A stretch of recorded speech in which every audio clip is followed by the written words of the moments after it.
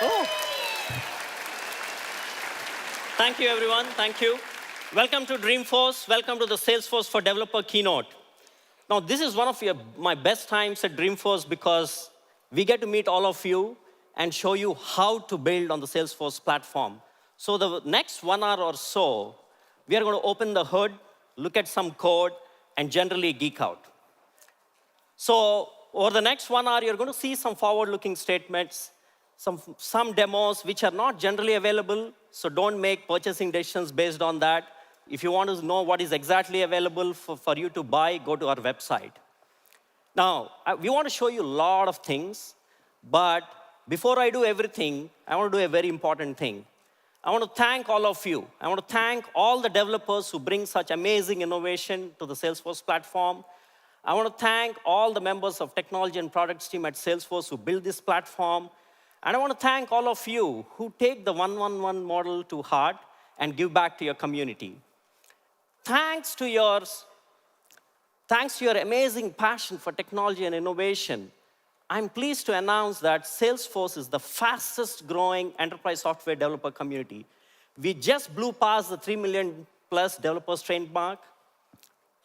And then all of you have created 175 developer groups across 45 plus countries.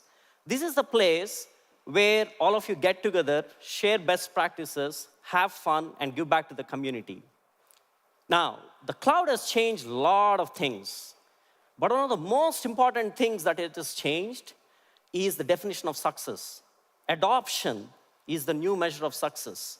If you are a developer, you need to remember and obsess about two metrics, DAU and MAU. DAU stands for daily active users. MAU stands for monthly active users. As developers, all of us, the only thing we hate more than sloppy code is this code we have painstakingly crafted. All of us remember where we have spent nights and weekends, where we are trying to squeeze every millisecond out of performance, where we try to squeeze every network packet, where we try to squeeze every byte. And then you're so proud of it, and you release the code to production, and you didn't have any usage. All of us remember that. So we don't want to be that. We don't want shelfware. This is too important for us. So you need to drive DA and MAU. So you need to build engaging apps that your users can use everywhere. So what we are seeing is that these modern apps which are engaging, they are becoming experiences. They all have a common data model and a shared identity. They layer it with beautiful user experience. They have mobile, they have embedded analytics, they have notifications, they're smart, they have built-in intelligence. And most important of all, they're taking users on one-on-one personalized journeys. So that's what modern apps are becoming. They're becoming experiences. Now, if you're a developer, that's usually a tall order to build this app. You need to string usually multiple tech stacks and hand string a lot of these together. And more importantly, once you do that, you need to worry about how it happens in the production, how you handle all the issues in production. So I'm pleased to say that the Salesforce for developers, the customer success platform, is a single integrated platform which gives you all the tools and services for you to build these modern apps.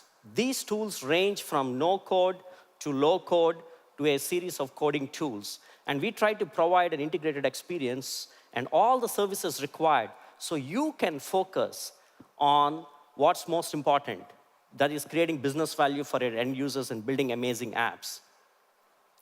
Best of all, when you build on the platform, you can be rest assured that you're running on the most trusted enterprise cloud. You don't need to worry about trust or scale or performance. The bar for the platform team, the quality bar is very high. Do you know, for example, we run more than 100 million tests every release before we release the platform. A lot of these tests are written by us, but all of you, which is why we insist that when you give us code, we have a huge code coverage ratio. I'm sure all of you appreciate this is a huge engineering task and requires millions of dollars of investment from our side. But we do it. We are your DevOps. We carry the pages so that you can focus on what's most important. Not only that, once it's on production, you don't need to worry about compliance. You don't need to worry about FedRAMP or EU Safe Harbor or SOX compliance any other PCI compliance. You don't need to worry about any of that. We take care. You don't need to worry about networks and firewalls and DDoS attacks and database backups and storage. You don't need to worry about things like identity and authentication and encryption. So all these services are built in the platform. The platform also allows you to be able to integrate with other third-party services, which most often than not, you need it. And that's all the services you get when you build on the platform. Now, as I talk to developers across the world and customers across the world and see the trends that are impacting developers, what is that we see? Number one, we see that customers need apps faster. No, Mark Anderson said it right. He said software is eating the world. So we are in this period of huge technological disruption coupled with business model disruption. So Carrie knows that. Carrie is under pressure to not only develop apps faster, but her business users want to be able to change those apps. They want to run a lot of experiments because they want to try what impacts their business model. So this is the pressure on developers that you need to develop your apps faster. Now, not only that, you need to build smarter apps. All of us remember the first time we tried to use Gmail, you generally sent an email with an attachment, and you said, hey, Phil, I'm going to send you this attachment, and you forgot the attachment. And Gmail threw an error saying that, did you forget the attachment? And a smile came to your face. You said, hey, this is smart. Not only that, the next time you used an app which was not smart, you were upset, you were angry. You said, what the heck? Why is this not smart? So your users, Samir knows this. Sumir knows that if he builds an app which is no longer smart, his users refuse to use it. That's the bar. That has changed. The other key thing we see is all of us as developers want to be individually productive, but we work on teams, most often globally distributed teams. And we want to leverage a lot of what the community has done. That's what most of the open source movement is about. So you need to build apps together. Adam knows this. He knows he's most productive when he works with his team and leverages the community. So today, we are going to show you how to be a trailblazer. We are going to show you how to build modern apps that people love. We are going to help you show you how to build apps faster. We're going to show you how to build smarter apps. And we're going to show you how to build those apps together. So to show you how to build apps faster, I want to invite Leah McGovern here, Director of Technology and Products, to the stage. Thank you, Leah. All right, you guys ready to geek out? Okay, you guys ready to geek out? All right. You know, I've been teaching developers for over 7 years how to build apps faster on the platform. And I have to tell you, the platform continues to grow and expand, making the hard stuff easy. And Lightning is our latest innovation that allows you to build modern apps fast. Now, Lightning really is 3 things for developers. It is a beautiful and engaging experience that comes out of the box for all of our flagship apps like Service and Sales and custom apps. It is a framework that allows you to build modern apps fast. And it is a vibrant ecosystem of components and applications built by our partners and developers, so developers like you have these items to put into your application. It's the combination of these 3 things, experience, framework, and ecosystem, that allows you to build apps fast. Now, I want to go a little bit more detailed into the Lightning framework. See, the Lightning framework is really powerful because it has app and builder tools that are declarative, point and click, no code, that allow you to build the baseline fabric of your application quickly. And then there's the application architecture, which Srini spoke about, has all of those great things baked into it, such as metrics and navigation, all of that out of the box. And then there's the component framework. The component framework is so powerful because it has everything you need for every piece of functionality, including configuration with simple markup, customizations, and accessibility. Now, in Winter 17, there are some really cool features I'm jazzed about. Yes, I did use the word jazzed about that I want to share with you that's going to help you build faster. Like Lightning Data Service, which takes care of all of your data binding needs. With simple markup, you can bind data with your Lightning components, no longer needing to write Apex controllers. Hello, okay? Lightning-based components handle all of your HTML and CSS, and Lightning-based components allow you to develop quickly because one, they're based off the Salesforce Lightning Design System.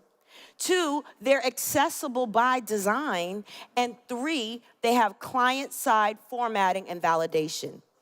We also have available Lightning components as quick actions, as well as Lightning components can be placed on the utility bar. Now, I know I'm jazzed about these, and I know you are too, and we're gonna show you all of these features. If you're like me, I need to see it to believe it. That's a lot of talk, but let's see the code, Leah. Show me the code. So it really resonates with me when I see it in the context of code. So we have, that we're gonna walk through in a moment, the Dreamhouse app. The Dreamhouse app is a completely connected experience. See, the Dreamhouse app has one employee experience for brokers that allows the brokers to maintain their listings and provide premier services to all of their clients. And then there's a really engaging customer experience that has this super cool native app. And we're gonna see all of that. Now, the Dreamhouse app is built on the Salesforce platform, using all of those awesome services that Srini spoke about earlier. So what I'd like to do, I'm gonna introduce you to Greg Ruiz. Greg and I are gonna walk you through how the Dreamhouse app was built. Are you all ready? All right. Greg, bring up the demo. All right, Leah. All right, so whenever you're building an app, right, you always start with the foundation, which is the schema, right? That is, you're ultimately trying to get data in there or pull data out, right? So the schema, we have two custom objects. We have our property object and we have our broker. The property has a set of attributes on there. We've got price, which is currency, data type, which is taking care of all of the formatting for us. And we have, all information around address, description, and it has a lookup. The broker has a lookup relationship to the property. Right? Standard stuff. Now, once you build your schema, not only are you getting a schema, you also get out of the box this awesome Lightning experience built for you with navigations, with screens, with search, with list views, with Salesforce REST APIs already built. I could go on and on, but I won't. But you get a whole lot out of the box, right? Lots of good stuff. Now, Greg, I like this interface. What do you think? Leah, I think it's pretty good right out of the box, but I have a feeling we could make it a lot better. I think I'm with you on that. So let's go ahead and what we can do. Bring up the app builder. So here we're inside of the app builder, and on the left we had a set of standard components that come out of the box. Standard Lightning components out of the box. Then you also see a set of custom components that you can build. Any developer can build these Lightning components. Now, get this. Winter 17, you can go directly into the App Exchange from App Builder and download components there directly right into your app builder. So you can also go into there. I think that's pretty cool. That is pretty cool. And as you can see, Greg is dragging some of the custom components we built for the Dreamhouse app to meet some of the business needs. We have property map, we've got picture and a status bar. He's gonna save it and bring us back to the UI, and we're gonna see what that simple drag and drop did, how quickly we were able to build with no code, right? So he dragged that over, boom, we have a map, we have some pictures of the property that we can scroll through. These are all custom Lightning components, right? We also have a status bar at the top. Now, if Greg comes in here and modifies the address, he's gonna change it from 18 Henry Street to 20 Henry Street. And look at this, the property component automatically picked up that address. That was not an Apex controller. That was powered by the Lightning Data Service. It's like components talking to each other. He's saying, hey, I changed the address. He's like, yo, I got it, okay? So that was all powered by Lightning Data Service. No Apex controller. What I'd like to do is add that same power to the status bar so that I can update the status bar directly from the bar and not have to go into the detail.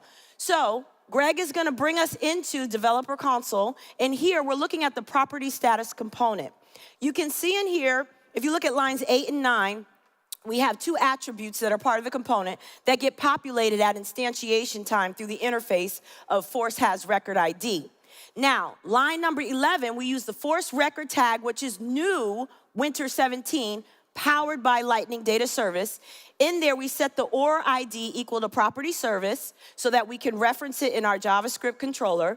Then our record ID, we equals curly bracket bang. We're binding it with our attribute back on line number 8 that got populated.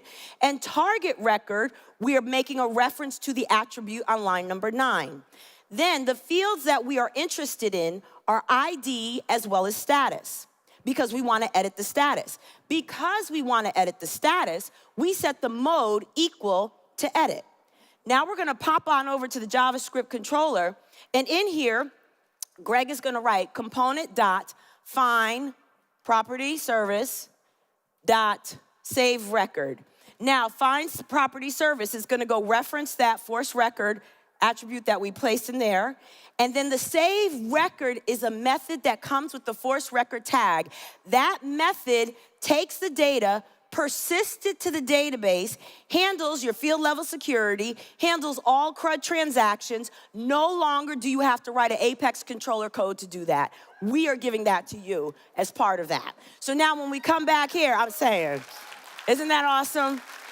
So now when he comes back here, I can actually modify the status directly from the status bar. This is all powered by Lightning Data Service.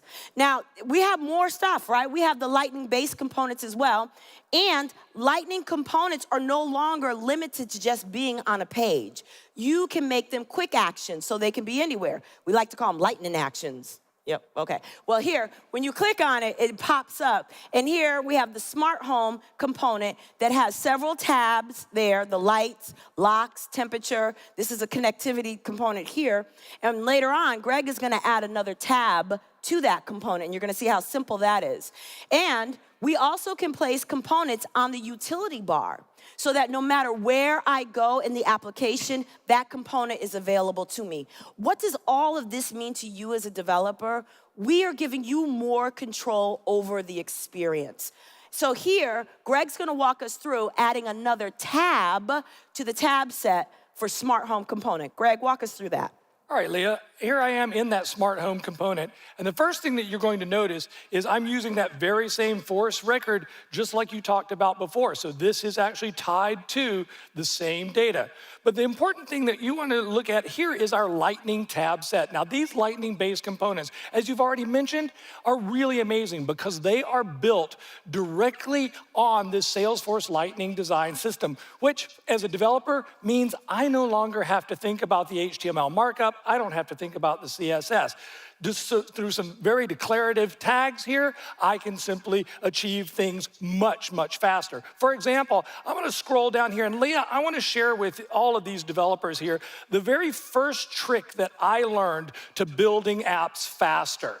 Now, it's very complicated here, so pay attention. It's called copy and paste, all right? So there I have my fourth tab. Of course, it's sort of silly to have two tabs sitting next to each other that say the same thing. So I'm actually gonna connect this one up to my alarm. And just so that I know it's my alarm, I'm gonna go ahead and change that icon, because even all those beautiful icons in the Salesforce Lightning design system are part of these Lightning-based components. And so finally, I'll just tie this up with my alarm here, and now we're done. Let's refresh this page, and we're gonna see that fourth tab appearing for us here in our smart home component.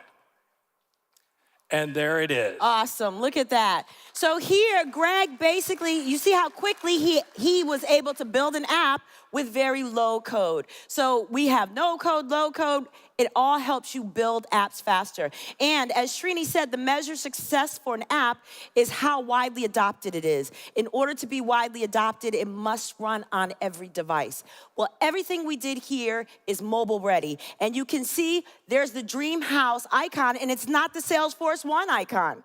Because there's going to be white labeling. You can have your own custom icon. So you click on that, everything we saw in the browser on our desktop is available automatically on the mobile device, inclusive of the smart home component that Greg added another tab to. So that is how you build apps fast using Lightning. Thank you. Back to you, Srini.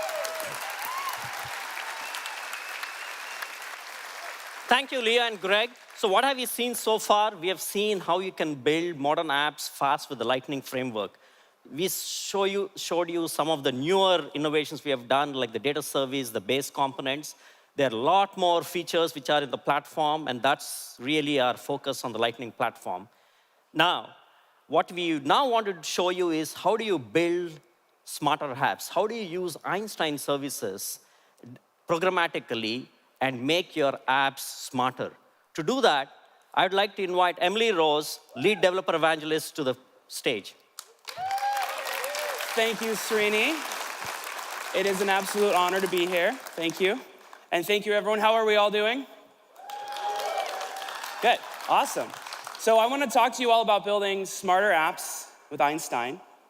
But before I can do that, let's make sure we're all on the same page about what smart apps mean. What are smarter apps? Well, smart apps are event-driven and they're always learning, right? So they're able to understand what's happening, they can anticipate what might happen next, and they can even make recommendations as to what should happen. But how are we making that easier for you on our platform? Well, I'll tell you. You're able to capture and publish data using our high-throughput event streams, powered by Apache Kafka. We'll get into that a little bit more later. And then once you have that data, you're able to train and classify it and build models powered by machine learning with Apache Prediction IO, as well as Einstein Predictive Vision Service.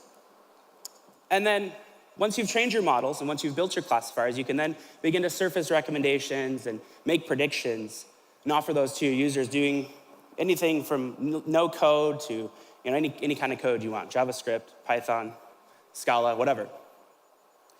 So how is something like that implemented? Well, Leah did a really good job of going through most of the employee experience, and we're going to try to focus mostly on the customer experience. So let's take a look at the customer Dreamhouse mobile app, right? So here's a pretty standard application. People can interact with properties, view them, favorite them, so on. And as they're viewing properties, as they're favoriting properties, right, we're capturing all that data in real time. And then once we've captured that data with our event service, we're able to then train our algorithms, build up our intelligence. And once we've trained our models, and once we have our classifiers built, we can then begin to offer predictions to our users that get better over time. So now that we've set the stage a little bit, so to speak, get it? Set the stage? Okay, no, sorry. But now that we've set the stage a little bit, let's jump into a demo and show you how this works. So Greg is gonna help me out again. Here we've got the Dreamhouse customer mobile app, pretty standard interface, right? Nothing too out of the ordinary. But the key here is all of this data comes directly from Salesforce, right? Because we're using the Salesforce mobile SDK, we can build this however we want. Our team chose to use React Native, but you could just as easily use whatever technology makes sense for you and your team. But how do we start getting smart with this? Well, Greg is gonna start favoriting a couple properties.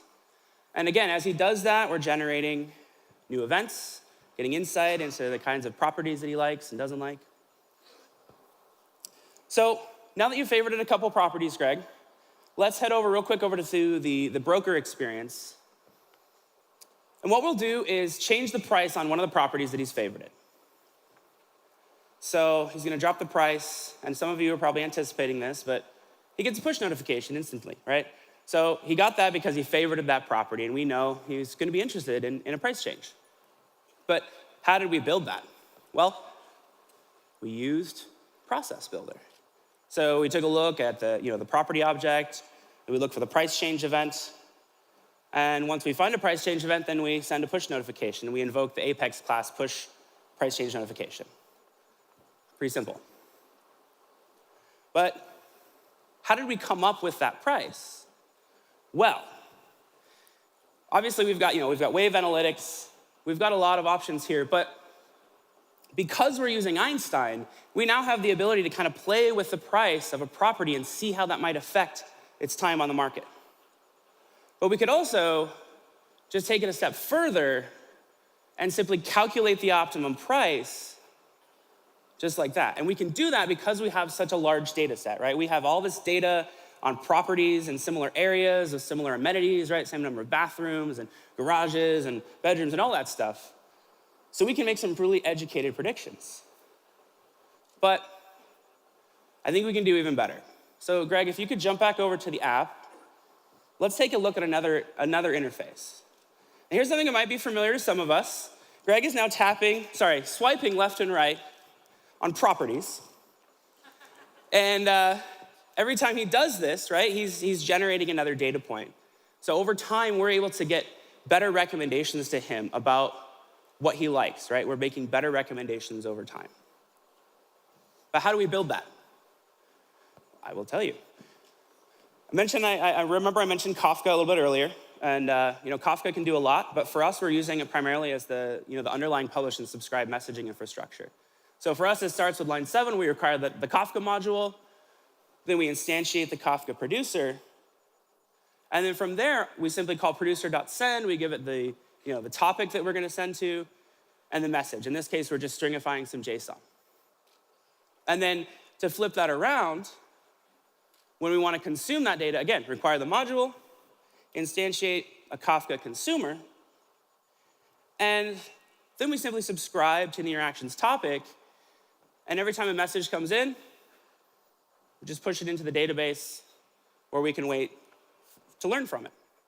And then, speaking of learning, how do we do that? This is where I think a lot of people start expecting, complexity. But the beautiful thing here is you don't have to dig into the algorithms unless you really want to. The only thing you need to worry about are 2 methods, train and predict. That's it. So, all right, so we've got some intelligence here, but where else can we use this intelligence? Greg, what do you think? Well, I'm sorry, Emily. I'm a little distracted right now. My mom just popped up on Facebook. I hope you don't mind if I help her out for just a second. She's actually thinking about moving to Boston. So cool.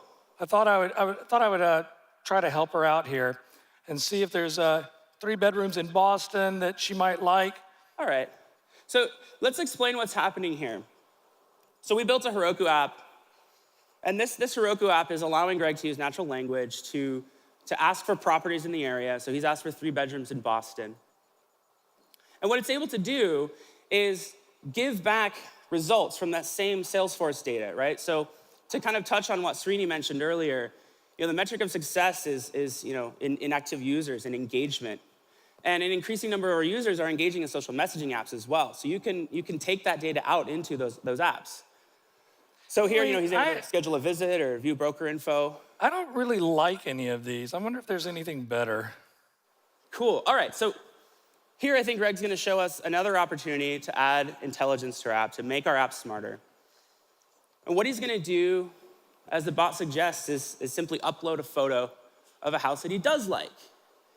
And again, to set the stage here, what he's doing is he's uploading a photo of a house that our service has never seen before, but it's able to obtain a classification for that house because we've trained a model, right? So instantly, oh, that's a colonial house. Let me show you some colonial houses in the area.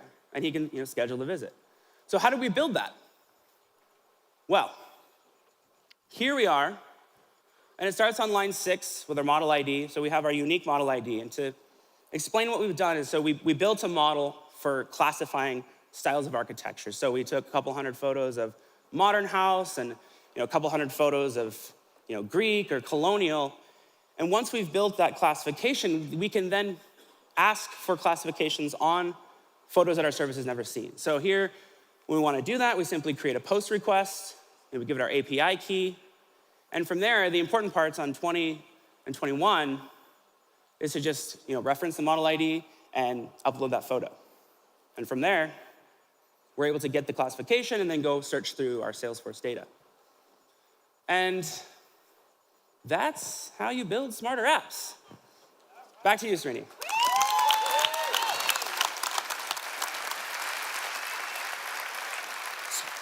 So thank you, Emily and Greg. So what we have seen so far, we have seen what Emily showed was how do you capture all these, to build these smarter apps, you need 3 steps. You need to be able to capture and publish the data. We use Apache Kafka service on Heroku for that.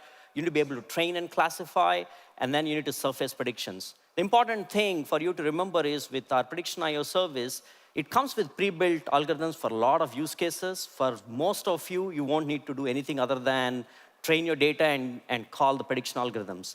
But if you want to build a specific model, we encourage you to do that. I just request you to, again, give it back to the open source community. So the next thing we want to do is, we have seen how to build apps faster and how to build smarter apps. We want to show you how to build apps together. To do that, I want to call out Wade Wagner, our VP of Product, to show you how to build apps together. Thank you, Srini. It's so good to be here with all of you fellow developers, and I cannot wait to show you the work that we've been doing. Now, we've spent a lot of time talking to you, and we know that you love the platform, but honestly, we know that you feel some pain. And this pain really is focused on how you work together as a team. And we want all of you to be successful working together, whether you're a coder, whether you're an admin, or something in between. And we also know that your expectations as developers have changed, that you need to be able to continuously deliver value to your customers, whether it's updates to your applications or something else. And so that's why I'm so excited to announce to you all the brand new Salesforce Developer Experience, where we've baked in these capabilities into the platform so that you can continuously deliver value to all of your customers, whether internal, external, wherever. And we do this by making it easier for you to take a source-driven development approach. We've made it so that you can better externalize all of the metadata and source that lives today in that org. We've also introduced a lot of new capabilities. Awesome. We have also made it easier for you to test and develop using new tools that we're going to show you today. And what's more, we've made it easier for you to use tools that you already use and that you use today and that are open and standardized. And so to show you all of this, I'd like to welcome my friend and colleague, John Vogt, who's going to walk us through a demo of the brand new Salesforce Developer Experience. So let's pull up the demo. All right, thanks, Wade. Let's get this going. All right, so we're starting here in source control. And this is where our teams work together. This is how our teams function as a group. And what we're going to do is we're going to grab our source living in this repository, and we're going to pull it down locally so that we can develop on our machine. Now, John's got this set up. So as he flips over, you can see here that he's pulled down and cloned that repository, and he's checked out a branch. He's checked out Leah's branch. Now, in Leah's branch, she just created a brand new Lightning component for us to use. And so for this demo, we're going to walk through and show how we can use the Salesforce Developer Experience to update our application and use that component. Now, the first thing I want to highlight is a brand new set of capabilities that we're providing inside of this experience. It's the brand new Salesforce Development Experience CLI. And in the CLI, we've aggregated all of the things that you use today and a few new things, but all the things that you already use today, either directly against our APIs or in tools like Workbench or maybe the Force.com IDE. And we've provided it in this CLI so that you can use it as a developer in your environment. And what's more, it makes it really easy for you to write scripts and to automate all of these things. Now, the first command we're going to run is going to be a command to create a brand new Scratch org. Now, Scratch org is one of the most exciting pieces of the new Salesforce Developer Experience. A Scratch org is an org designed for all of you developers. It creates really quickly, as you just saw. It's empty, And what's more, you can define all of the characteristics of this org. So you can see we passed in a JSON config file. And in that JSON config file, we can specify the addition, we can specify what features we want enabled, and org preferences. And for all of you that are our app innovation partners here, this is huge because we know that you have a lot of different customers that have different org shapes that you need to be able to support. And so with the Scratch org, you can build these different environments and test them before they ever install these packages. Now, once we've got our org set up, we now have to move all of that source and metadata into the org. And so it's as easy as running a command to push. And all of that source we grabbed out of GitHub is gonna now go directly into our environment. And so now we have that environment set up with that source. Now in here, we've also pushed our Dreamhouse app. And so the next thing we're gonna use is a capability of the Force CLI to modify metadata inside of the org. And here we're gonna assign a perm set that's gonna give us access to that Dreamhouse app so that we can use it. Now again, remember, this is a Scratch org, so there's no data in it. So the next thing we need to do is we're gonna load some data in there that we can use as part of development. And so it's as easy as actually running a command in the CLI to import data that we had in our repository. So it's really easy for us to create a predictable environment for us to develop with. So at this point, we've actually set up our org. And so let's stop for a moment and reflect on everything we did because we moved pretty fast and we accomplished a lot. We grabbed all of our application's metadata and source out of GitHub, meaning that it was all in source control. We did not start with the org. We next created an org based on a definition and pushed all of that source and metadata into it and then imported our data into it as well. And so now we have a local developer workspace set up and ready for us to go. And so John, I think it's time for us to update our application. So let's go ahead and update that Flexi page so that we can add the component that Leah has created.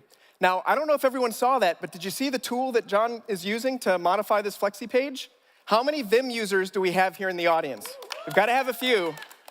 And so this highlights a key tenet of the Salesforce developer experience, and that is that you can use the tools you love, whether it's Vim, whether it's Sublime, whether it's Atom or something else. It doesn't matter. You can use it along with the CLI in order to create these applications. Now, we've also really made a lot of fantastic enhancements in our Force.com IDE, so let's take a look at that. The first thing I want to call out is all of those CLI commands that you see here in the IDE. We have built the new IDE off of the CLI, meaning that we can take advantage of all of those capabilities that we're shipping inside of that CLI experience. What's more, all of you who are building tools and extensions today can do the exact same thing. So you can take advantage of the CLI in order to more rapidly bring value to your customers. Now, let's go ahead and modify that Flexi page, but you know what? Instead of modifying the markup directly, let's show another really important and cool capability of this experience. And that is to load the right tool for the job. And in this case, the right tool is the app builder. And notice, we loaded it inside of Eclipse, meaning that we don't leave the context of where we are developing as developers. We can stay in the IDE. And so John can add that Lightning component and save it. Now, this experience is being powered by that Scratch org. So when we save it, that updated metadata and source is coming back down onto our file system so that we can commit it back into source control. And so John, I think at this point, we're ready, right? We can go ahead and push all these updates back into our repo?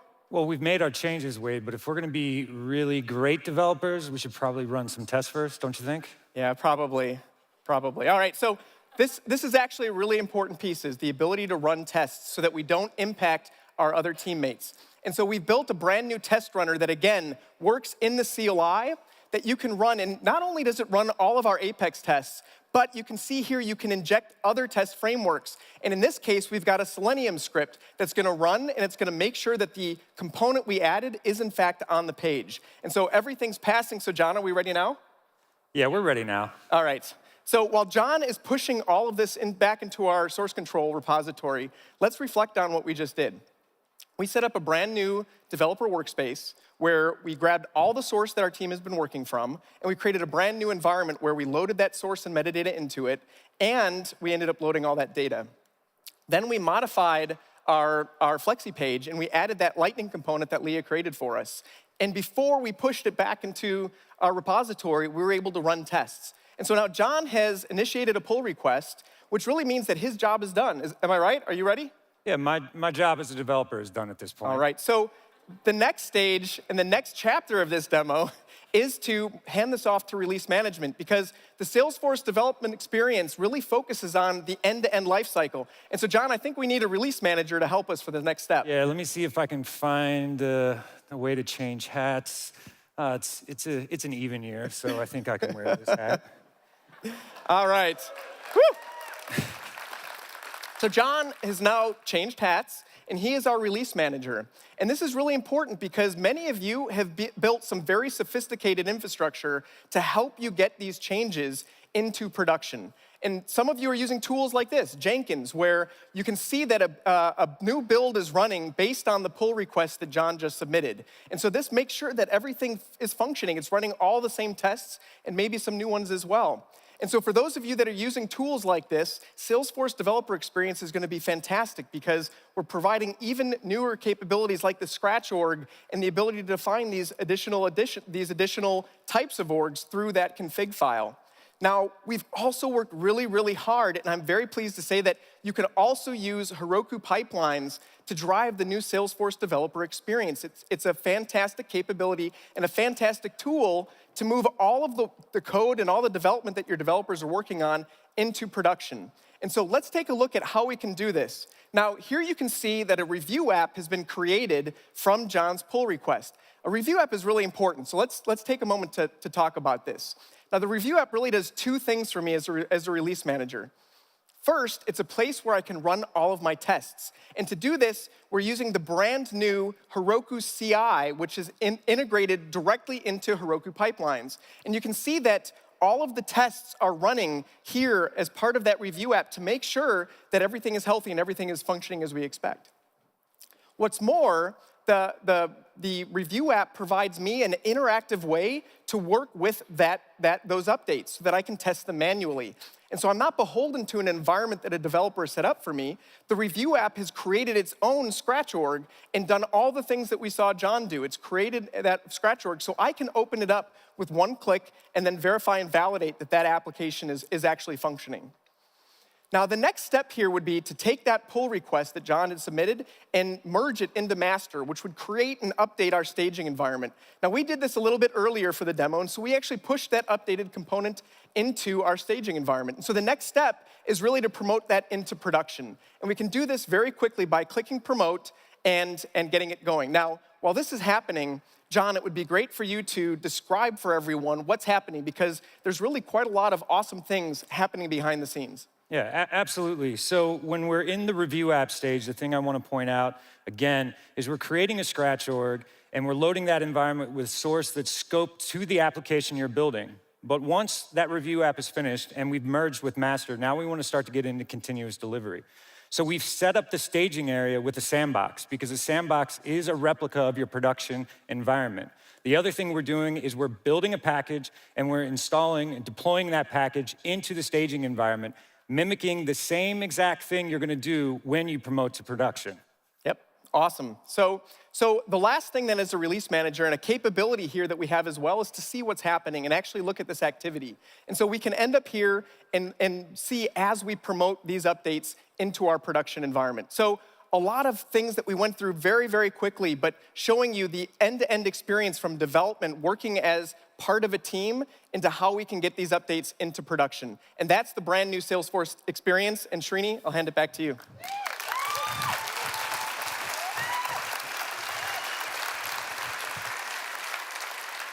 Thank you, Wade and John.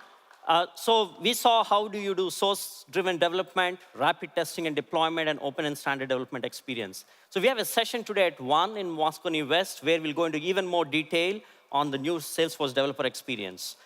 So we showed you how to be a trailblazer to build apps faster, build smarter apps, and build apps together.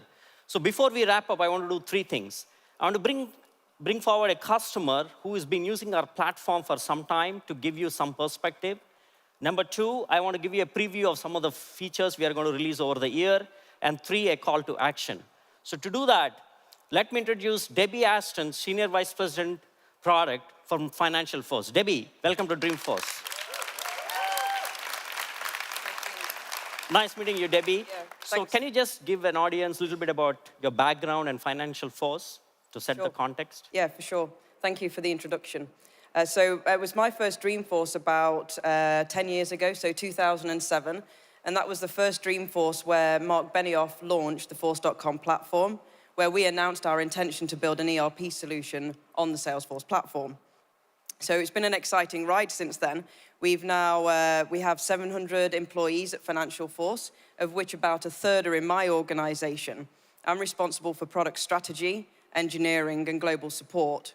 And we believe that we've got the largest development team building enterprise products on the Salesforce platform. We started with an accounting app.